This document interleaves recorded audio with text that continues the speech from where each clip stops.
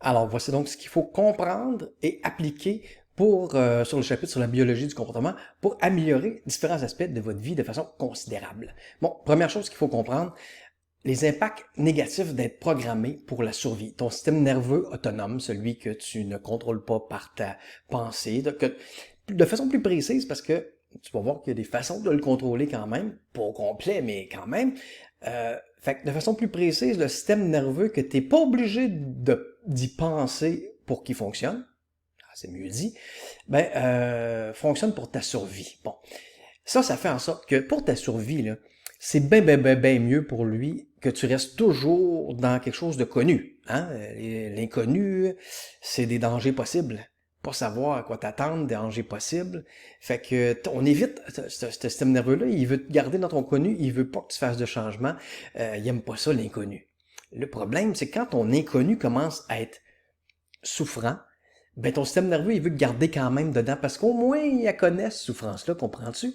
Il est habitué, il sait à quoi s'attendre, fait qu'il n'y a pas de surprise. Mais c'est souffrant. Fait que là, c'est comme si ton système nerveux autonome fonctionnait un peu contre ton désir conscient de changement. Parce que quand tu veux changer quelque chose, ben ça le dit, tu veux changer quelque chose. Tu veux plus la même affaire. Puis souvent, ça implique que tu vas t'en aller vers de l'inconnu. Tu sais, ton connu, tu l'aimes plus, là, où il est souffrant.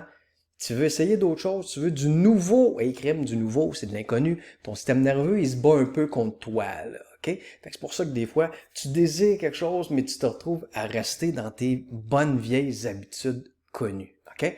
Fait que pour changer des choses, il faut oser l'inconnu, il faut oser les changements. Je vais t'expliquer un petit peu plus loin dans la vidéo comment on peut arriver à faire ça sans trop effrayer notre système nerveux pour pas qu'il joue contre nous, mais avec nous. OK? Cool. Puis le secret, moi te le dire tout de suite, c'est de faire des petits pas, des petits changements. Fait que c'est pas trop inconnu. Tu sors un petit peu de ta zone de confort. Ah, on s'habitue, ça devient notre connu, ça, assez rapidement, parce que c'est pas une grosse étape, c'est pas un gros tremplin, c'est une petite marche. Puis là, oups, tout d'un coup, ton connu s'agrandit. Ah, ce qui est connu s'agrandit. T'es en train de pousser les limites de ta zone de confort qui, de plus en plus, contient de choses qui avant étaient nouvelles, puis là, font partie de ton connu. Puis à un moment donné, ben, tu t'aperçois que tu es passé dans le fond de ça, ton connu, à ça, sans que ton système nerveux ait senti de danger, puis ait voulu jouer contre toi, parce qu'il est vraiment fort, ce système nerveux-là. Écoute, il est vraiment plus performant que même ton cerveau. OK?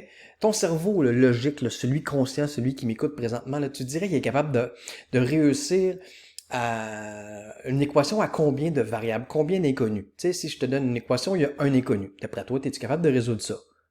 Fort possiblement. Deux inconnus. Oh, deux inconnus dans la même équation. OK. Là, tu te grattes peut-être la tête un peu plus. Puis je te dis trois, quatre inconnus. Là, tu fais, écoute, trois, quatre, ça se peut-tu ça même, trois, quatre inconnus?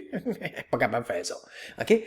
T'es débordé à trois, quatre inconnus. Ton système nerveux autonome, là, celui qui règle tous tes organes internes, lui, il prend des décisions avec des multiples inconnus par seconde. Puis, t'as rien à voir, ton conscient n'a rien à voir là-dedans, comprends-tu? Et ça se fait tout, même si tu y réfléchis pas. C'est ça qui te garde en vie. Alors, ce système-là est vraiment intelligent, vraiment performant. Il est capable de te guérir une blessure. Tu te coupes là, sur un doigt, ou tu sais, quand tu étais petit, aboyer à genoux sur l'asphalte, il est capable de guérir ça, toi. Il sait tout quoi faire pour guérir ça sans ton intervention consciente. C'est fou. C'est fou quand tu penses à ça. Tu ne sais même pas consciemment comment il fait ça, mais tu sais que tu as juste à le laisser faire, puis ça va faire une petite gale sur le bobo, puis à un moment donné, ça va tout cicatriser, puis à moins d'une grosse blessure, ça paraîtra même plus. Les cellules vont s'être régénérées, toi. Sais-tu comment ça marche, ça? Moi, je ne sais pas comment ça marche, mais ça marche. Ça fonctionne.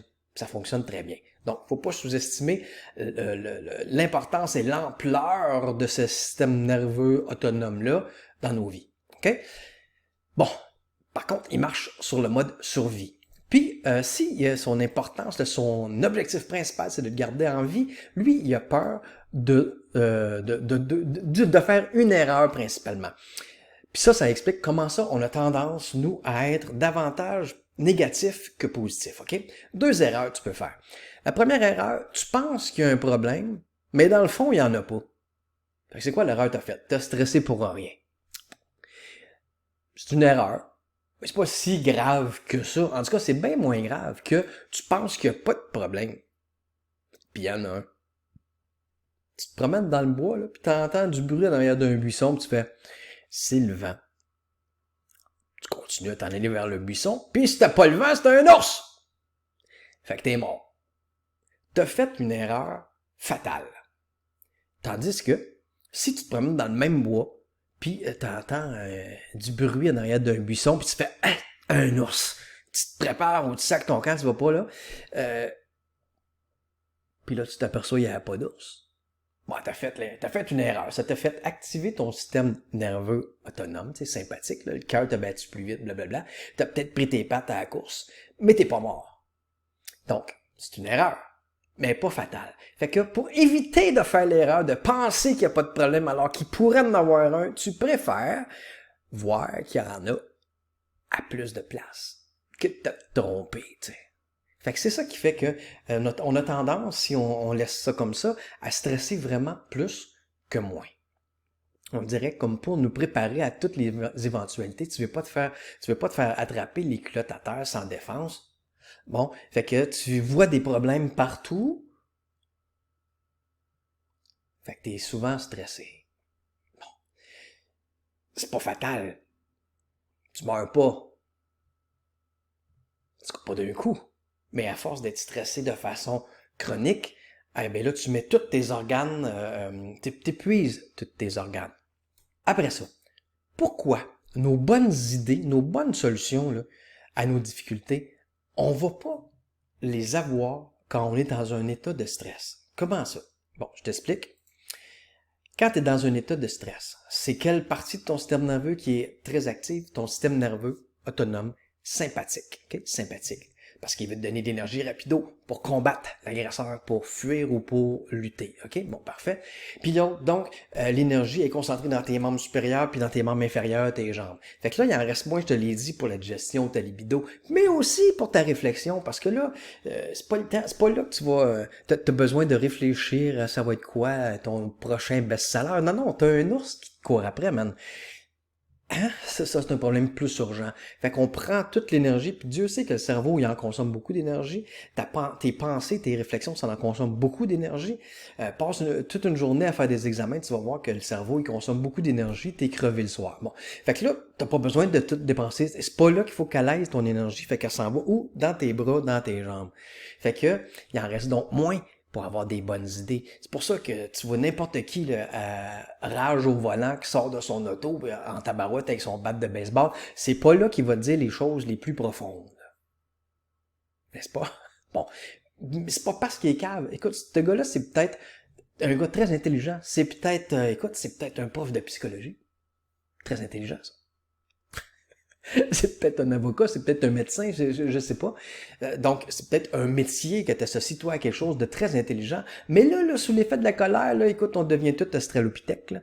Puis, ce qu'on dit, c'est pas fort. C'est pas fort parce qu'il y a moins d'énergie qui s'en va dans ton cerveau. Bon. Fait que moins d'énergie qui s'en va dans ton cerveau, d'après toi, est-ce là que tu vas avoir des idées lumineuses? Ben non. Fait que pour avoir des idées lumineuses, pour être inspiré, pour avoir des bonnes idées, pour trouver des solutions à tes difficultés qui sont pas tout le temps évidentes, ben il faut que tu sortes de ton système nerveux sympathique. Donc, il faut que tu te calmes le pompon.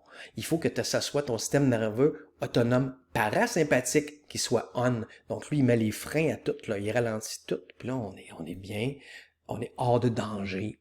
Fait qu'on peut se calmer, on peut réparer notre corps. Puis là, on peut rêvasser. C'est pas le temps de rêvasser hein, quand t'as une meute de loups à ta poursuite. Mais une fois que le danger est passé, là, tu peux rêvasser, tu peux visualiser, jongler avec toutes sortes de concepts. Puis là, t'as des ressources là parce que t'as plus besoin de tes bras et de tes jambes, là, hein? Fait que l'énergie est reconcentrée là où t'en as besoin. Bon.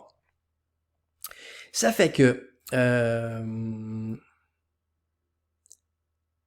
tes bonnes idées sont dans le possible plutôt que dans le connu. Je vais t'illustrer ça dans la prochaine vidéo. Tu vas voir, c'est cool. À tout de suite.